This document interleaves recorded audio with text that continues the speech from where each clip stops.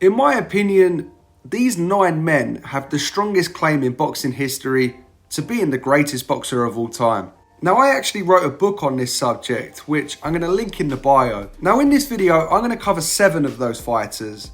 I'm not going to include Muhammad Ali or Joe Louis and their heavyweight credentials in this video. If you're interested in finding out about their claims as the greatest boxer of all time, the measures in which I judge their greatness upon, the differences in eras, and the legendary fighters that were just outside of these 9, then please get my book via the link in the bio. There's so much more information in the book, and I make arguable cases for other fighters too. But whilst Ali and Louis are celebrated as the greatest of all time, as of course is Sugar Ray Robinson, other names that are in this video are so underrated and so unknown that I would rather put the limelight in this particular video on them. So these are 7 boxers alongside Ali and Louis to make my 9 GOATs of boxing that I think could be number 1 of all time. Often when you talk about the greatest fighter of all time, the likes of Muhammad Ali, Sugar Ray Robinson, and in recent years, Manny Pacquiao and Floyd Mayweather are often thrown around. But one name you very rarely hear mentioned is Henry Armstrong. The man Teddy Atlas claims is the greatest boxer to ever live.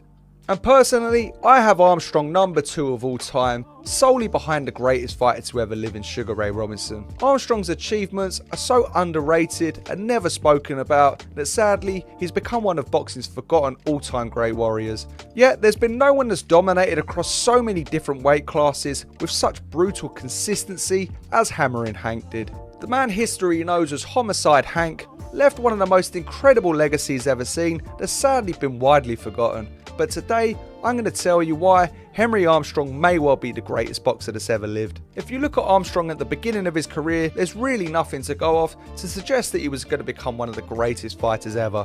His early form, to put it quite frankly, was pretty terrible. He was stopped in 3 rounds in his debut and lost 4 of his first 5 fights. But having worked the railroads, often malnourished when he was fighting, Armstrong had seen the Cuban great Kid Chocolate and was inspired to become a professional boxer. The 5'5" featherweight suffered the majority of his defeats early on in his career, having either lost or drawn 17 of his first 60 fights. But after his 60th fight, something clicked, and he went on what I consider to be the greatest prime the sport's ever seen, bar none, completely defying the logic of weight divisions with a knockout efficiency no one's ever been able to mimic. In 1936, the 26-year-old Armstrong finally scored a victory against one of his great rivals, Hall of Fame Mexican Baby Arizmendi, who had outpointed Armstrong earlier in his career. This was a major turning point, and it was backed by a knockout defeat against world champion Juan Zarita. A disqualification loss to Tony Chavez would be the last defeat in Armstrong's incredible prime years. On his warpath to the featherweight title, Armstrong KO'd 2 Hall of Famers, each in the 4th round, in Frankie Click and Benny Bass, and in 1937 defeated the Hall of Fame champion P.T. Cerrone via knockout to become the featherweight champion of the world. These 3 Hall of Fame victories were all part of a 27-fight successive knockout streak Armstrong compiled across a year's work.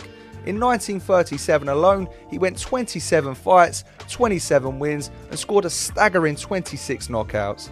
Another Hall of Famer in Chalky Wright was also knocked out within that 27 knockout streak, until Baby Arizmendi was defeated again over points, taking Armstrong the 10-round distance. Having conquered the featherweight division, Armstrong then jumped all the way up to welterweight, which in modern context is the equivalent of a 5-division jump in one go, to take on one of the greatest fighters to ever live, Barney Ross.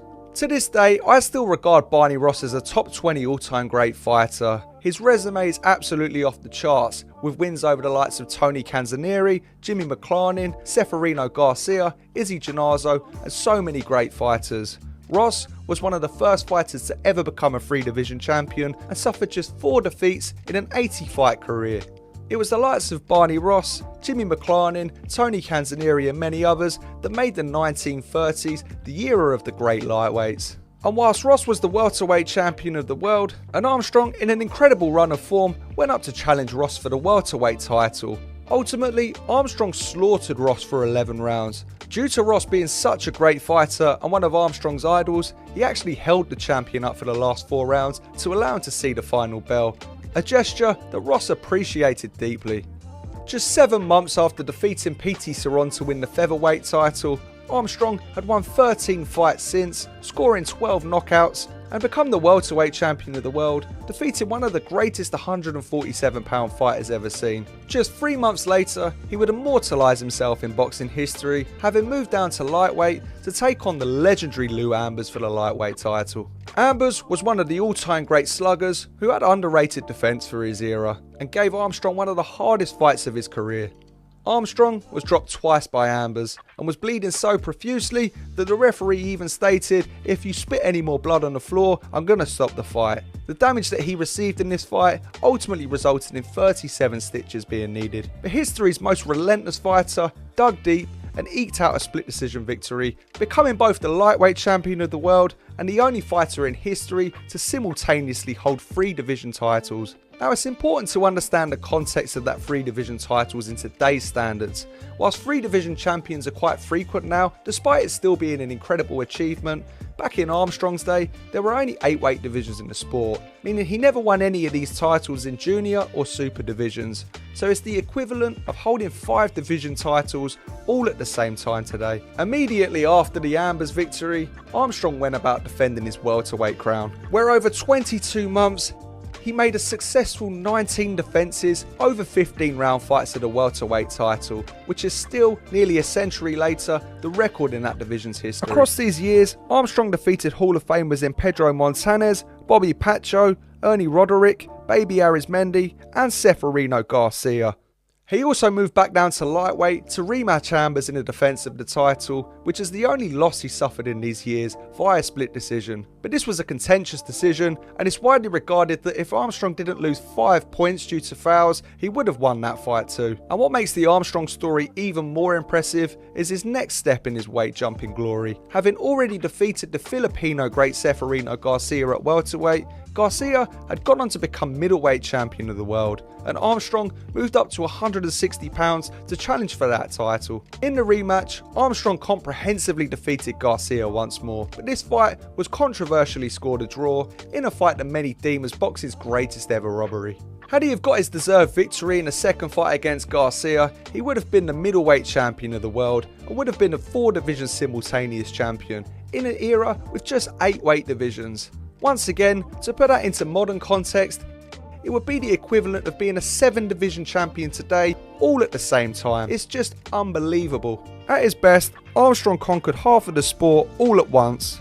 In an era where there were only 8 weight divisions, he obliterated 4, holding titles in 3 officially, all in which he cleared up in less than a year. In modern day, it's the equivalent of 7 divisions. He continuously battered all within his weight window, losing controversially just once to a man he'd already defeated across 61 fights. His record across his 3.5-year run in his prime was 59 wins, 1 defeat, 1 loss, with 51 staggering knockouts, and the draw was a robbery. He won 27 straight fights in 1937 alone, scoring 26 knockouts, amid a separate 27-fight knockout streak. Then, after all of this, successfully defended the titles by an all-time record-breaking margin in just 22 months. And those are the prime years that are the greatest I've ever heard about in the sport. Armstrong, at such a weight disadvantage, dominated half the sport with a style that was so aggressive. He was so often outsized by his opposition, but possessing a low guard and a bob and weave aggression, he planted his head against his opposition's chest and worked away at a relentless intensity that no one's ever been able to mimic. He got away with the fact he had a low guard by his ability to ride shots and smother his opposition. In his later years, it was discovered that he had an abnormally low heart rate and a heart size a third larger than the average human being's, a major contributing factor to his relentless work rate. He eventually lost the welterweight titles to one of the greatest, dirtiest fighters of all time, simultaneously in Fritzy Zivic. And by this point, he was seemingly past his best. And although he never boxed for the title again, he still notched up some incredible victories against Hall of Famers, gaining revenge against Zivic, whilst beating top names in Leo Rodak, Lou Jenkins, the Hall of Famer Sammy Angot, Willie Joyce and Tippy Larkin. He famously squared off against the young Sugar Ray Robinson later in his career. Armstrong is a prime example of overcoming adversity, fighting malnourished early on in his career and coming back to achieve legendary feats after a torrid beginning. He went on to dominate the sport in an unprecedented fashion that's never been matched since. His final career record was 151 wins, 21 defeats, 9 draws with 101 knockouts. After his career, he had already blown through his career fortunes in his 30s and had to overcome alcoholism. He became an ordained Baptist minister before passing away at the age of 75 in 1988. He defeated 11 different Hall of Famers 18 times, which is the third highest amount of Hall of Famers defeated in history, solely behind fellow 1930s great lightweight Jimmy McClarnin and the all-time great Harry Greb, tied alongside Sam Langford in separate Hall of Famers defeated. In the eyes of many, Armstrong is the greatest fighter that's ever lived, and at worst is in the top 2 of all time. There has never been a fighter that has maintained such a high level winning consistency over the amount of fights at the top level that the great Willie Pep did. The Will-o'-the-Wisp is boxing's greatest ever defensive fighter and one of the most versatile fighters the sport's ever produced. Pep compiled undefeated streaks far beyond modern comprehension in one of the sport's toughest eras, overcoming some of the most severe adversity any fighter in history's ever had to. Pep was so good, there's even a myth that he won a round without even throwing a punch, solely on ring IQ. He's often revered as a legend, but there's very little out there describing what made Willie Pep potentially the greatest boxer to ever live. So here, we're going to deep dive into the great career of the Will-o'-the-Wisp, the great Willie Pep. In 1942, at just 20 years of age, Willie Pep became the featherweight champion of the world, a division he ruled over for most of the decade. Having defeated Joey Archibald multiple times on his way to the title, Pep outpointed the Hall of Fame champion Chalky Wright to win the crown, improving his record to an impeccable 54-0. That unbeaten streak was eventually extended to 62-0 before losing to the Hall of Fame Sammy Angot in a non-title fight. Pep ultimately responded by winning 72 straight fights on the bounce. He defended his title against featherweight world champion Sal Bartolo, whilst also scoring notable victories over Chalky Wright, Willie Joyce and Jackie Wilson, before stepping in with the great bantamweight champion Manuel Ortiz. Similarly to Pep, Ortiz was champion at bantamweight for much of the 1940s and is one of the all-time great forgotten American fighters. When Ortiz, one of boxing's longest reigning champions in any division, stepped up to featherweight to challenge Pep, a former sparring partner of Ortiz, won the fight easily. Across these years, the likes of Sal Bartolo, Jackie Wilson and Chalky Wright were all defeated again, whilst notable contender after contender failed to lay a glove on Pep's elusive frame.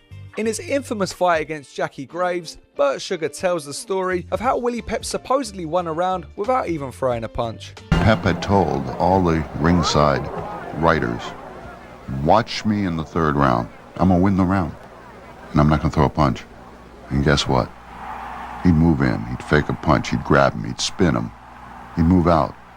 He'd begin a punch, he'd pull it back. He'd block a punch, he'd move under.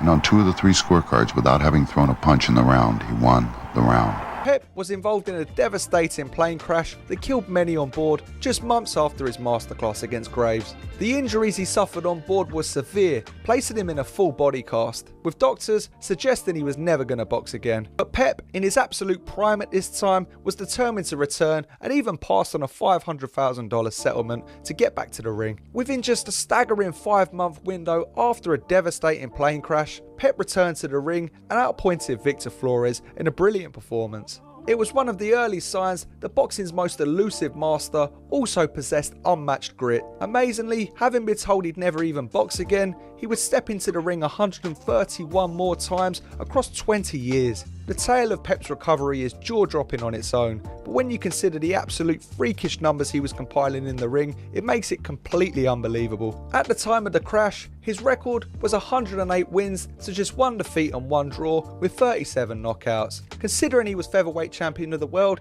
he had consistently been fighting top opposition and beaten them multiple times. He had emerged victorious across his first 62 professional fights and then overshadowed that streak by going undefeated across a straight 72 fights, surviving a devastating plane crash and boxing just 5 months after. The 72 fight undefeated streak stretched from 1943 to 1948, meaning that having returned just 5 months after the crash, he won 26 fights in a row.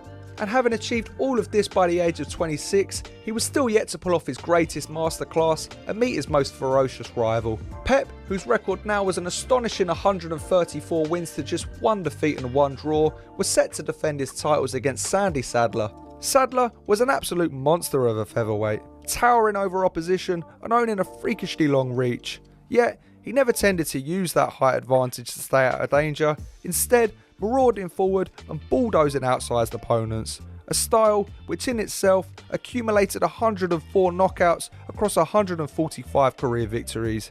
Sadler's ferocious power and roughhouse style was bound to give a fighter like Pep trouble, and when the pair met for the first time in 1948, the inevitable clash of styles spelled disaster for Pep. Sadler destroyed Pep in their first fight, dropping him multiple times en route to a 4th round TKO victory. The near unprecedented reign of dominance that Pep had achieved across the 1940s was ended suddenly and violently. But for boxing's most graceful fighter, who had already overcome severe adversity, this setback set the stage for his second major comeback.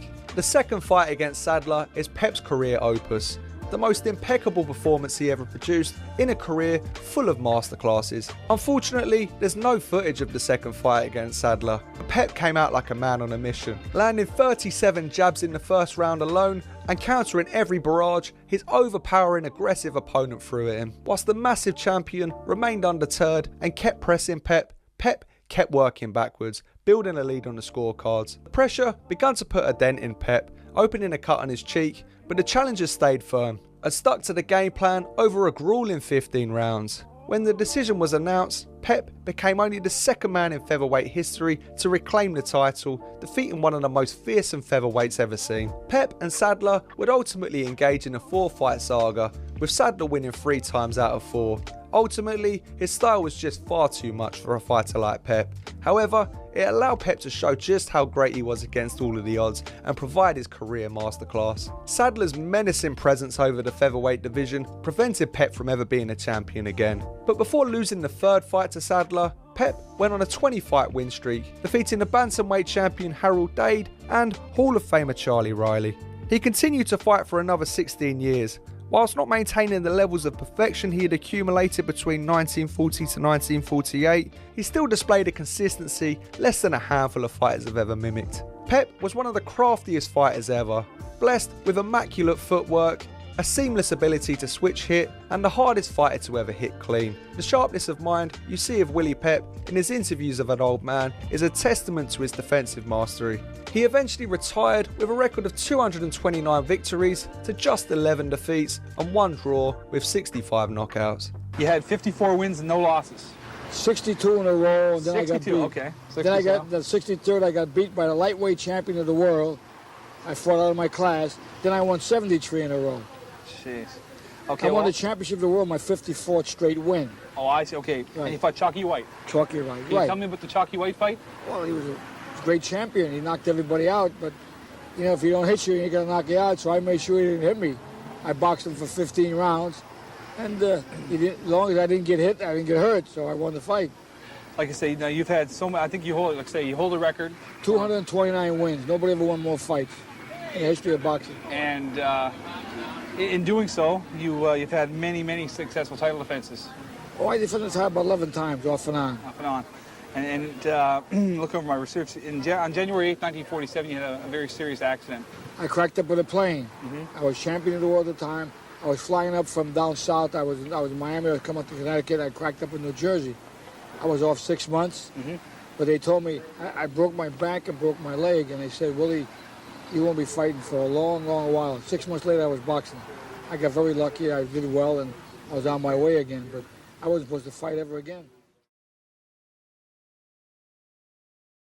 When it comes to assessing Roberto Duran's claim as the greatest of all time, you have to take his whole career into account. A common misconception about Roberto Duran is that he was just a front-footed fighter, but it couldn't be further from the truth. In my opinion, Duran is the craftiest boxer to ever live, and although he is most well known for fighting the superstars in the 1980s, it was actually his decade from 1970 to 1979 which was the standout of his career. And you can make an argument that that decade was the greatest any boxer in history has ever produced. Duran grew up in extreme poverty in Panama and turned professional in 1968 at the age of just 16. Duran was victorious in his first 16 fights before at the age of 18 he stepped in with featherweight legend Ernesto Marcel. Marcel would be the first of many legendary names that Roberto Duran would defeat, securing a win in the 10th and final round. If you needed to know anything about the quality of Marcel, he would go on to be the featherweight champion and even defeat the legendary Alexis Arguello. Duran was just an 18-year-old 126-pounder at this point. 2 years later in 1971, he blasted away super featherweight world champion Hiroshi Kobayashi.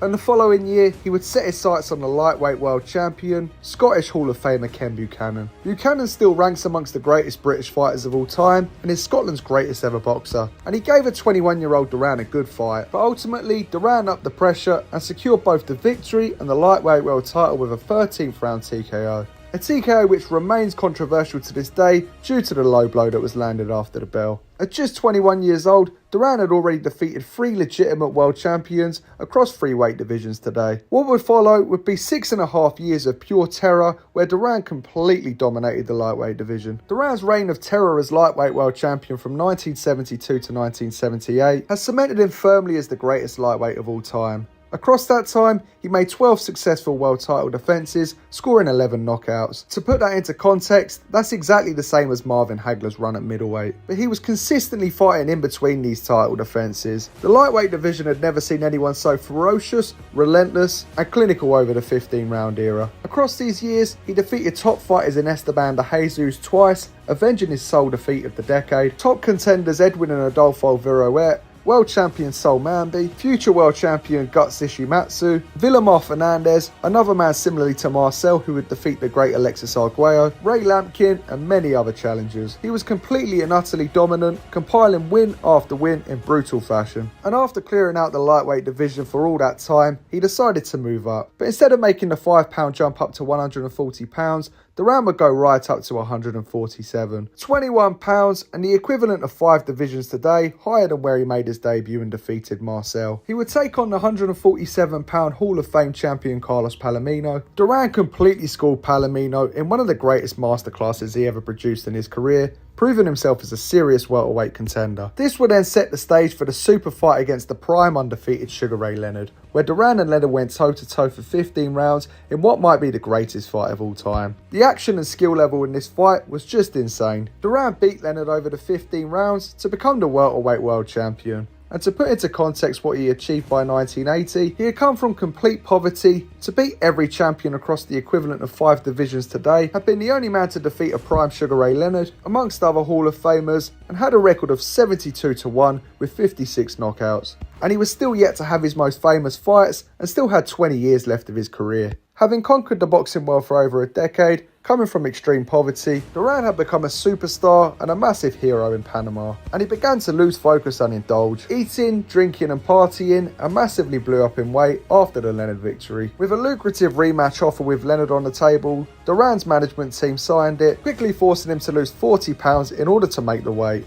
The rematch was a disaster. A sluggish Duran was getting completely outboxed by Leonard, who was razor sharp and constantly showboating. Leonard knew this would hurt Duran's pride, get under his skin, and in his most infamous career moment, Duran quit in the ring in the 8th round, suffering his second career defeat and receiving huge criticism for uttering the words "no mas." And to make matters worse, his aura of invincibility was completely shattered when he lost back-to-back to Wilfred Benitez and suffered a huge upset loss to the elusive British fighter Kirkland Lang. In many people's eyes, Duran was done as a top-class fighter. But Duran would make his first comeback that cemented him as such a legendary fighter. He would take on the extremely dangerous punching Hall of Fame welterweight champion Pepino Cuevas, a man whose left hook had shattered more jaws than any other champion in history. Yet Duran showed his class and knocked Cuevas out in 4 rounds, which then set up a light middleweight title fight against the undefeated Davey Moore, where Duran entered a huge underdog against the much bigger, younger Moore. The fight was an absolute massacre on Duran's behalf, and he brutalised Moore to become a 3-division champion, winning the title 6 divisions from where he beat his first world champion at £126. He would then take on the monumental task of challenging the most fearsome middleweight of the era in Marvin Hagler. Despite being a much smaller man,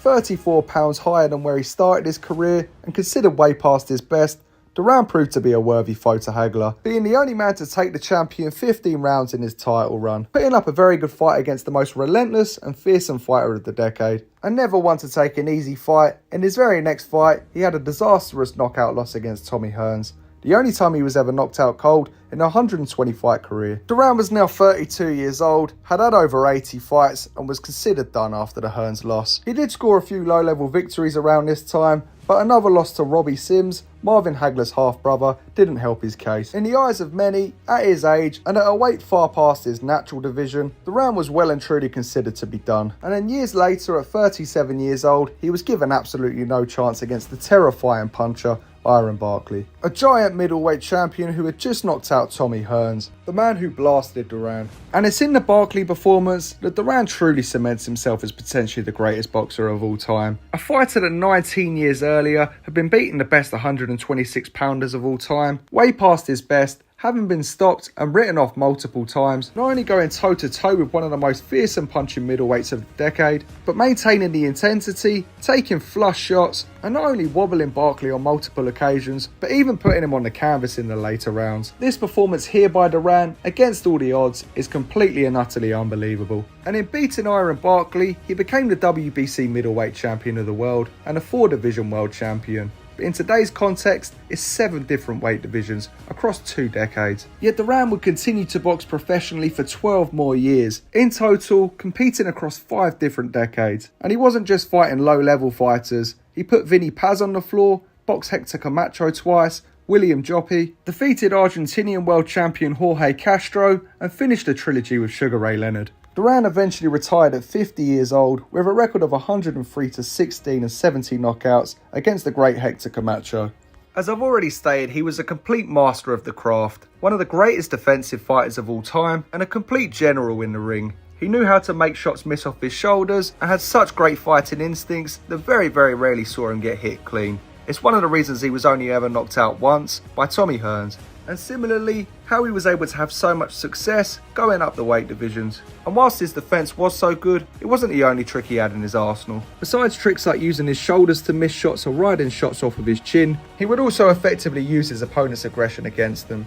When they would launch their attacks, he would sense when they would overcommit, spin them, put them in the corner and unload his own work. And this is just one of the ways in which he was able to control the ring. He was also a master at feinting to close the distance. Once he had the distance closed, he could use his arms to block shots and also use them to manipulate openings against his opposition using minimal effort. Notice how up close he pulls Leonard and Buchanan's arms out the way to land a gut punch. He would also make himself a small and compact target and press his head against his opposition. Where you position your head up close is a huge factor in maintaining control against your opponent. There was nowhere in the ring that Duran felt uncomfortable, and he was a true master of his craft.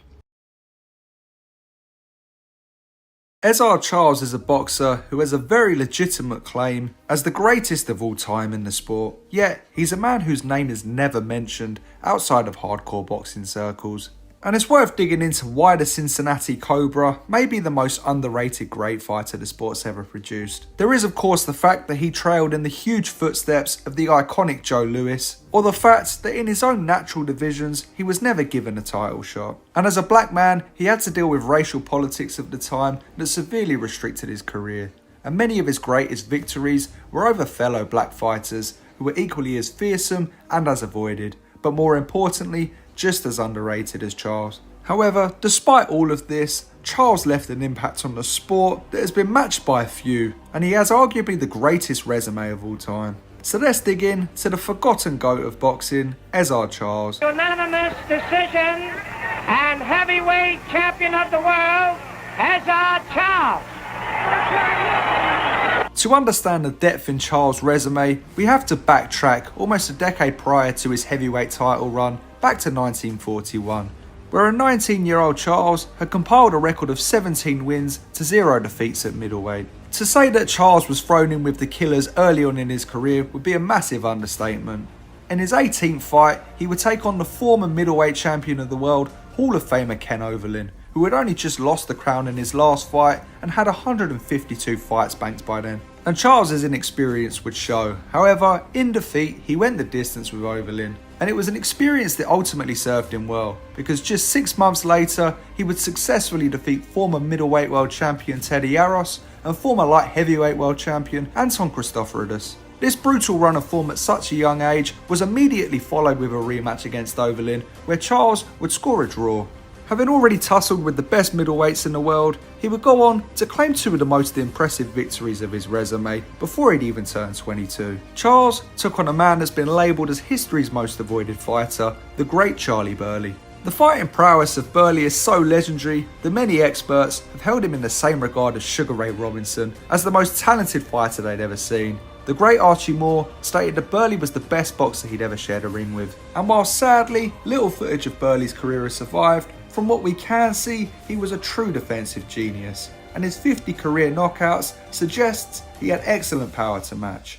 The legendary names of the time in Sugar Ray Robinson and Marcel Cerdan opted to avoid him, so Burley had to take on the fearsome members of the Black Murderers Row, a group of black men that was so skilled that, like Burley, they were avoided with the assistance of the racial politics of the time. Fighters like Lloyd Marshall, Holman Williams, Coco Kid, Jack Chase, Eddie Booker, Aaron Wade and Burt Lytell, with the group of fighters competing in a total of 62 grueling bouts, and it was Burley that emerged as the standout. And outside of these fights, he even knocked out a legitimate heavyweight contender, despite only being a natural welterweight. And moving back to Charles, despite being on such a challenging run of form and facing such a fearsome rival, he successively outpointed Burley in back-to-back victories, showing a real statement of intent and a sign of the dominance to come. Having already accumulated a brilliant run at middleweight, by the age of 22, Charles set his sights on the light heavyweight division, where he would really leave a mark on the sport. Later that year, he defeated light heavyweight great Joey Maxim twice in a row before suffering back-to-back defeats to two of history's greatest ever light heavyweights in Jimmy Bivins and Lloyd Marshall. The defeats would ignite a fire within Charles, whose run of dominance over the next 6.5 years are amongst the most impressive ever seen. Across this time period, Charles cleaned up the light heavyweight scene in a fashion so brutal, he's been universally recognised as the greatest light heavyweight the sport's ever produced. Throughout these years, he would go on to avenge the Bivins defeat 3 times, whilst gaining revenge over Marshall twice, both times via knockout. The light heavyweight champion of the time in Joey Maxim would suffer 5 defeats to Charles, whilst fellow light heavyweight champion Gus Lesnovich was KO'd by the Cobra's fists. Then there was Archie Moore, the man who would eventually rule the division for a colossal decade, leaving his own mark as one of the most brilliant fighters the sport's ever produced. The Cincinnati Cobra defeated Moore 3 times out of 3. In his peak, he suffered just 1 split decision defeat to El Murray over a span of 43 fights, a defeat in which he avenged with a knockout.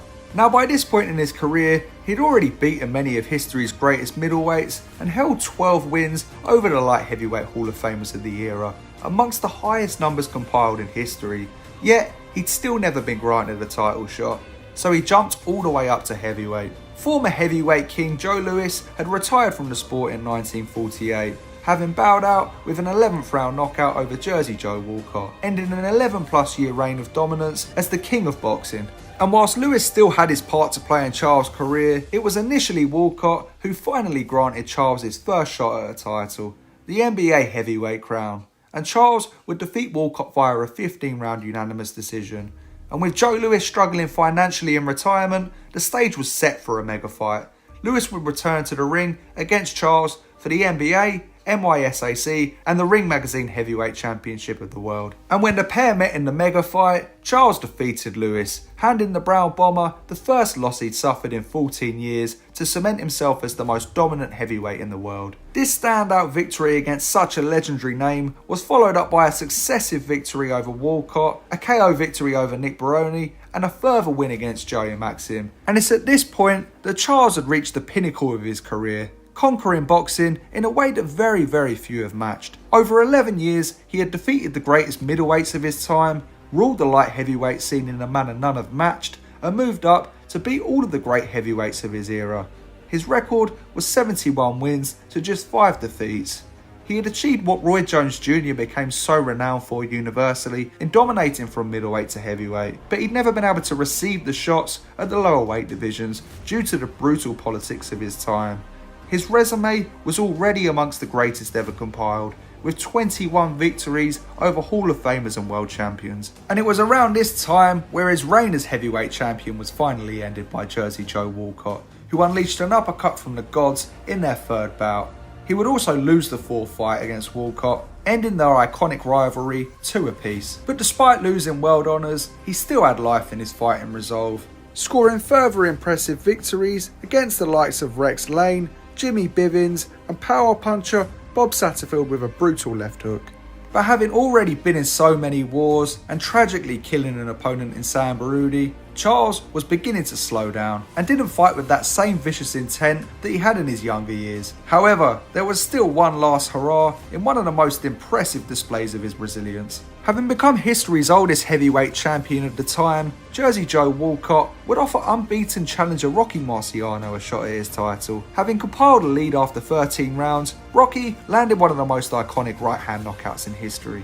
And Marciano would offer Charles his final shot at the title, where over a spirited 15-round effort, Charles would be the only man to ever go the full 15 with Rocky.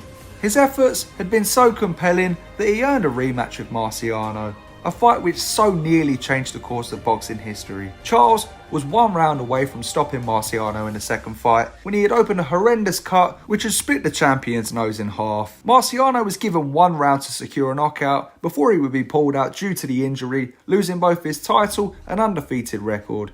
But a testament to his rugged determination and brilliance was that he dug out an 8th round KO victory and immortalised himself as heavyweight boxing's only ever champion to retire with a 100% win ratio. Like most of his era, Charles continued on far too long due to financial issues and suffered many of the defeats on his record whilst well past his best.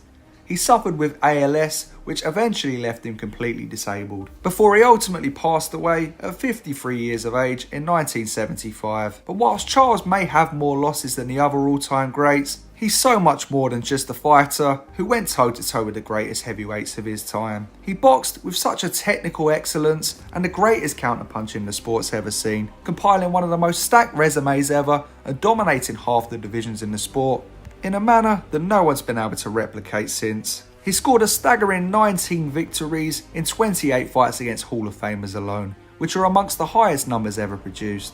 His victories against Hall of Famers are as follows.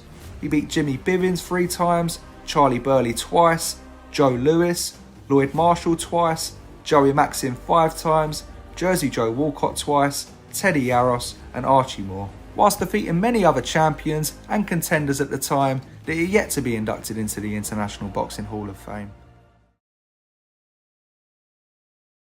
The legendary middleweight champion Harry Greb may well be the greatest fighter that's ever lived. Greb undeniably has the greatest resume the sport's ever seen, defeating the most Hall of Famers in history, ranging from welterweight all the way to heavyweight. His work rate in taking fights and the amount of punches he'd throw were absolutely phenomenal, and his dominance in his prime years were amongst the greatest ever achieved by any boxer in history. This little series of videos on Greb is going to dig into all the reasons why he might have a claim as the greatest boxer of all time, and I'm going to start with his unbelievable resume. Greb scored 33 victories against Hall of Famers, defeating 16 different Hall of Famers amongst those fights, which is the highest in history. To put that into context against today's superstars, he has 20 more victories against Hall of Famers than both Mayweather and Pacquiao. In total, Greb had 48 fights against International Boxing Hall of Famers. Now before we dig into these names, it's important to know that there's no footage of Harry Greb fighting that's still survived. The only footage we can see is some pretty awkward looking shadow boxing. However, we can see footage of the people that he beat handily, and you can see the level of quality of these fighters. Fighters like Gene Tunney, the man who defeated Jack Dempsey back-to-back to win the heavyweight title. Tunney only ever lost once in 80 plus fights in his career, and that was to Greb. The fact that Greb was a middleweight makes this even more impressive, especially as Tunney was hospitalised due to the beating he received from the hands of Greb. Greb would also defeat the legendary welterweight champion Mickey Walker in one of the most brutal fights of the 1920s. After one of the most punishing middleweight fights in history, Greb and Walker would fight again later that night in the streets.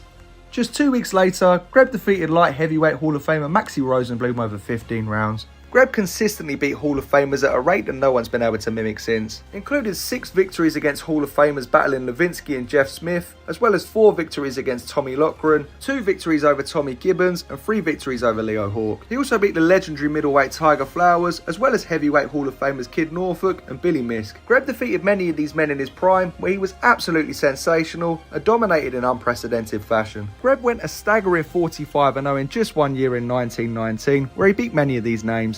This 45-0 unbeaten streak would extend to 56-0 before he took a loss to Tommy Loughran. He would then go on another unbeaten streak of 50 plus fights, losing just once in over 100 times. To compare this to today's context, Greb was dominating across 5 weight divisions, fighting around 50 times a year and still not losing. He also never drew the colour line, which was extremely common in the 1920s. Many fighters would refuse to fight black fighters, but Greb gave every fighter a chance, no matter the colour of their skin. He was more than willing to fight fighters like Kid Zulu, Kid Norfolk, Tiger Flowers and Jack Blackburn. He even went as far as to standing outside of Tiger Flowers' door after he won the title to prevent any racial attacks from taking place. Greb even went as far as to personally taking Flowers to his train to make sure he boarded safely and that no attack would happen. He was as fearless as any fighter's ever been, and for many years, despite beating all of the great middleweights and even the champions, he would only get his rightful shot at the middleweight world title after having over 200 professional fights. During these years in which he wasn't able to get a middleweight title shot, he decided to go after the heavyweight champion Jack Dempsey. Despite only being a middleweight, Greb was consistently beating up the heavyweight contenders, and although a fight with Jack Dempsey never materialised, it's common knowledge that Greb handily beat up Jack Dempsey in a public sparring session. It was said that Greb had one of the most awkward styles you could ever wish to see, and he worked at an unbelievable rate, continuously throwing punches from all angles, over sometimes 15 and even 20 rounds. It wasn't uncommon for Greb to fight multiple times a week, as well as taking exhibitions that didn't go onto his record. His record is stated at 261 wins to just 18 defeats, 19 draws and just 49 knockouts. The fact that he wasn't a notable knockout puncher makes his resume more impressive, considering he was often fighting people far bigger than him and hospitalising them consistently. And it goes without saying that Greb was one of the toughest fighters to ever live, being stopped on just 2 separate occasions in 300 pro fights, one due to knockout and the other due to a broken arm during a fight, which then takes me on to the amount of injuries Greb had to deal with throughout his 300 fight career, which is just mind-blowing. After reading his biography, in just the first half of his career, Greb suffered 2 broken hands, 2 broken noses, broken ribs, a broken arm, ligament damage in his ankle, multiple split lips, a boil on the forehead which became infected, he had multiple cuts in fights, an ear infection, he was run over by a car in England, and he split his head open in a Turkish bath. Also take into account the fact he had boils in 1919, career inactivity when he joined the Navy during the war, and there are many others towards the back end of his career. Most notably, becoming permanently blinded in one eye by Kid Norfolk, which Greb kept a secret until his death, meaning many of his biggest fights were fought with just one eye. He would have his final fight against Tiger Flowers, sadly passing away just months later. He was one of the wildest characters ever, and he packed more into his 32 years than many do in an entire lifetime. He quite literally dodged bullets when someone shot a gun at him, was often called to see off troublemakers in local bars, also beating up mobsters that offered to bribe him for fights, and famously drove like a maniac at crazy speeds. He would also lose his wife and a few of his siblings at an extremely young age. Eventually, his fast driving caught up with him and a car crash broke his nose. Greb would go to the hospital to receive nose surgery to repair the damage, but would sadly never wake up. He would die at just the age of 32 after a surgery went wrong. His great rival Tiger Flowers would similarly have a nose surgery the following year at 32 years old and would similarly pass away in the same circumstances. Oh yeah. This is Harry Greb, Pittsburgh World Mill. He's not afraid of anybody. He'll fight anybody, black, white, big, small. And during the day he fought, he died in 1926. I never heard him say a racial word to anybody. Oh, okay. Oh, I never heard him say a derogatory word. Only to Irish guys, Irish say the words. Yeah. But only I never heard him say. But he was a mean guy. He'd fight anybody. He's one of my biggest heroes.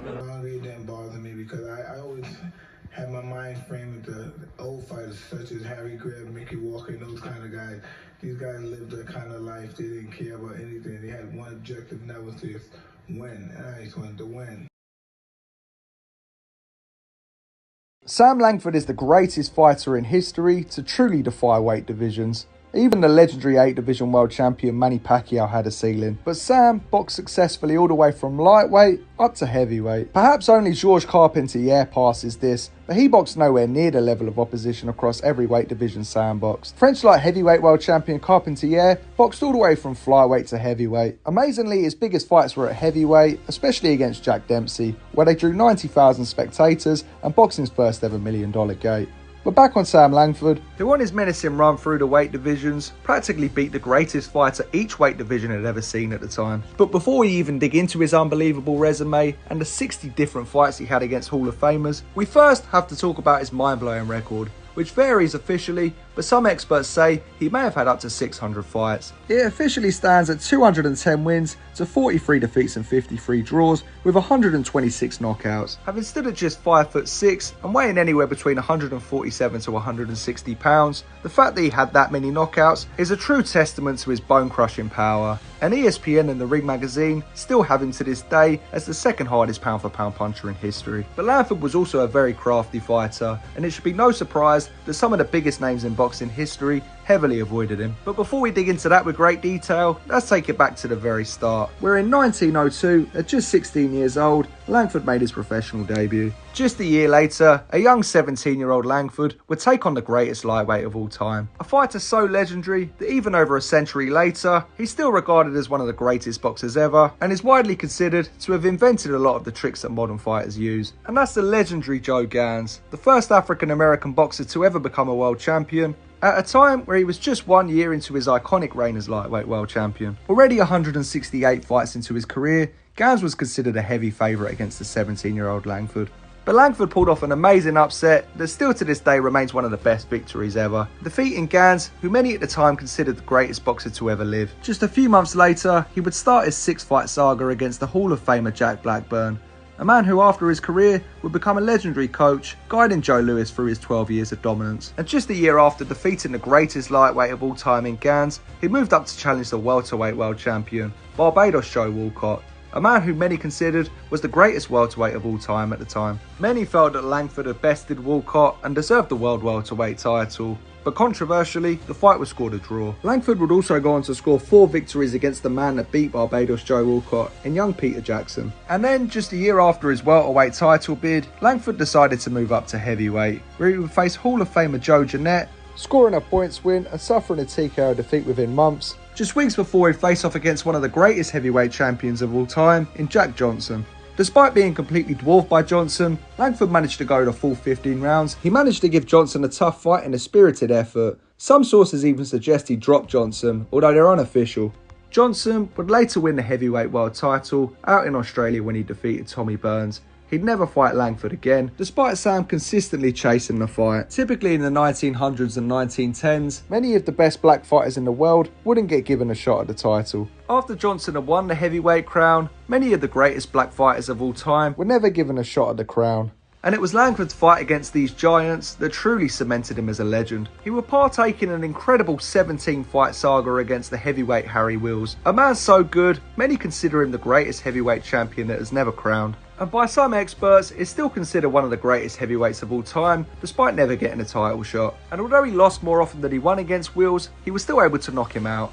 There would also be 10 fights each against fellow heavyweight Hall of Famers that never got a title shot, Joe Jeanette and Sam McVeigh, with Langford scoring a combined 14 victories against the pair, knocking them both out too. There were KO victories against fireman Jim Flynn, a man that was good enough to knock out Jack Dempsey in the first round, a knockout victory over heavyweight contender Gunboat Smith, who had 23 fights against Hall of Famers, including the likes of Harry Greb and Jack Dempsey, amongst many other victories of the heavyweight challengers of the time. But it doesn't end there. Despite beating the greatest lightweight and welterweight of the time, fighting the greatest heavyweight of the time, and having over 30 fights against heavyweight Hall of Famers, knocking them all out, Langford also chased and defeated the greatest fighters in every division in between.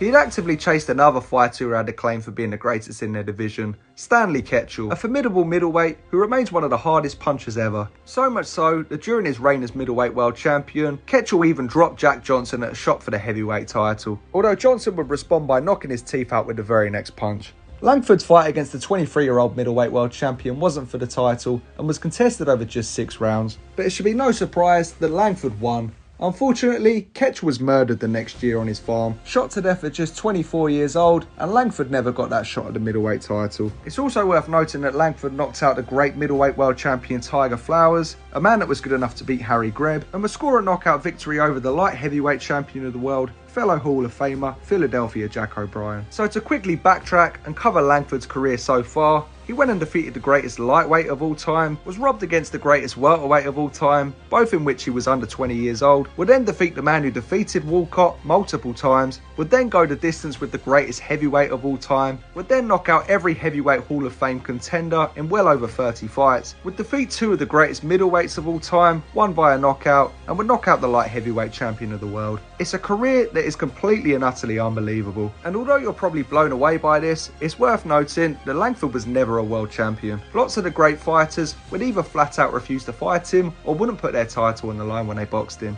He actually became so avoided in America that he had to travel the world for fights. He earned a lot of money and became a celebrity boxer doing this, but this is where his record gets a bit hazy. Some people believe that he may have had anywhere up to 600 fights, meaning his 126 knockouts would be considerably higher. But officially, his career stands at just over 300 professional contests. Unfortunately, like many of the great fighters, he would box on far too long, losing his money. He was blinded in the ring by an opponent and was permanently blinded in one eye. Towards the end of his career, after losing his reflexes, he sometimes had to be guided to the ring. But he never lost his insane strength and that legendary punch. And even in this weakened state, the new heavyweight champion Jack Dempsey still flat out refused to fight him, opting for easier fights. Years after his career had finished, he'd completely fallen off the grid and people didn't know where he was, until he was found in a derelict basement, completely blind, with no money. But despite his situation, he remained positive until he died in 1956. Well, Sam, tell me, how long have you been ill? I've been here for the last 5 years. And I tell you, boys, it's great to be able to see again.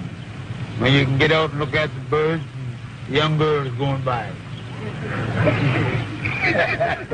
Your manager wanted to match you against the great Sam Langford, and you say in the book that you didn't take the match because you felt that Langford would have knocked you out. That's right, and my opinion now is the same as ever. I think Langford was one of the greatest fighters we ever had, Ed, and if I'd have fought him, I probably would have got knocked out, and I'm glad I never had the opportunity to.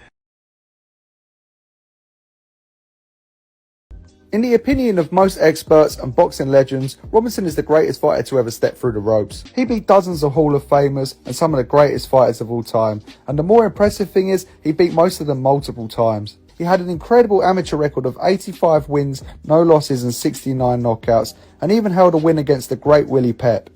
On the topic of Robinson's resume, let's take it back to the very beginning. In his first 40 fights, he beat Hall of Famers such as Sammy Angot twice, Fritzy Zivic twice, and Jake LaMotta, before losing to LaMotta in his 41st fight. But the response to this defeat would be incredible, and Robinson would go unbeaten in his next 91 fights, racking his record up to an incredible 128 wins to 1 loss and just 2 draws. Robinson's dominance and level of activity during this time is phenomenal. He fought 91 times in 8 years, beating Jake LaMotta 4 times, the legendary Henry Armstrong, Sammy Angot, Artie Levine, Kid Gavilan twice, and Bobo Olsen, all Hall of Famers. There's no denying that Robinson was at his absolute peak at welterweight, but the tragedy of this is that there's no footage that exists of him fighting at welterweight, meaning all of the footage available is basically Robinson past his prime. But from the footage that exists of Robinson, we can see that he was one of the most complete fighters in boxing history and had an incredibly fluid style. Ray could do everything in the ring. He had beautiful footwork, could throw combinations like no one else, and had knockout power.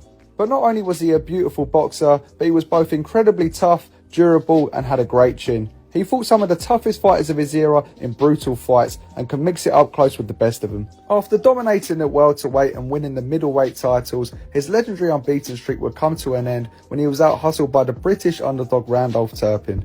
Turpin would clearly beat the much-favoured Robinson, both outpointing and outfighting him throughout the duration of the fight. But it wouldn't take long for Robinson to get his revenge and reclaim the title a few months later by a knockout. He'd then defend his title against 2 Hall of Famers in Rocky Graziano and Bobo Olsen before attempting to move up to light heavyweight to beat the champion Joey Maxim. Robinson was clearly outboxing the much bigger champion and was en route to a wide points decision. But the temperature was so hot that night that even the referee had to be replaced. In rounds 14, Robinson suffered from heat exhaustion and was forced to be stopped in the corner. And following this defeat, he'd moved back down to middleweight and would be involved in some rivalries against some of the toughest middleweights of all time, in Carmen Basilio, Gene Fulmer and Paul Pender. During this stint, Robinson was in his mid to late 30s and would win and lose against these opponents in some really grueling fights. But you can still see hints of a prime Sugar Ray Robinson, most notably when he scored one of the greatest knockouts of all time with a perfect left hook against a very durable Fulmer.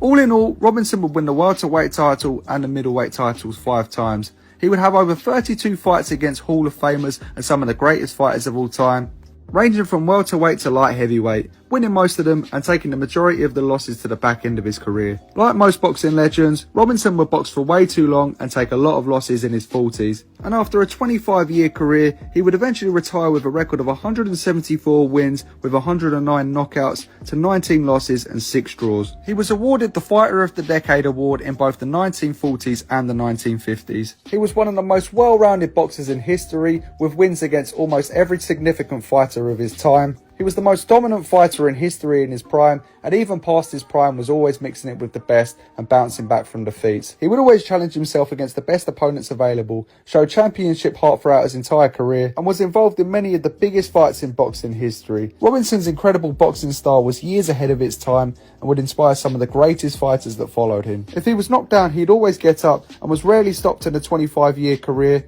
And on the rare occasions that he was defeated in his prime, he would always avenge that defeat in a rematch. With over 200 professional fights, lots of them being at the top level, and over 100 career knockouts, he was the complete package. And that is why Robinson, in my opinion, is the greatest fighter of all time.